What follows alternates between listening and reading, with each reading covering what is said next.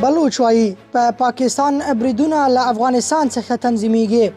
د پاکستان د بهرنیو چارو وزارت وایي چې په پاکستان کې دننه ترهګریز بریدونه د افغانستان له خاورې پلانیږي. د یاد وزارت ویاندې زهرا بلوچ پرون خبري غونډې ته ویلي چې دا اندېښنې د اسلامي امارت له چارواکو سره شریکې کړي او په دې اړه خبرې هم روانې دي. بلوچ تور پورې کړی چې په افغانستان کې له بهرنیو ځواکونو څخه د پاتې وسلو یوه برخه د هغو وسلوالو لاسونو ته لوېدلې چې په پاکستان کې وسلوال بریدونه کوي. خو تر دې وړاندې د اسلامي امارت ویان ذبیح الله مجاهد ویلي وو چې په افغانستان کې وسلې په ډیپوګانو کې خوندي دي او په خبرې په پاکستان کې وسلوال بریدونه د دغه هیواد کورنۍ مسله ده.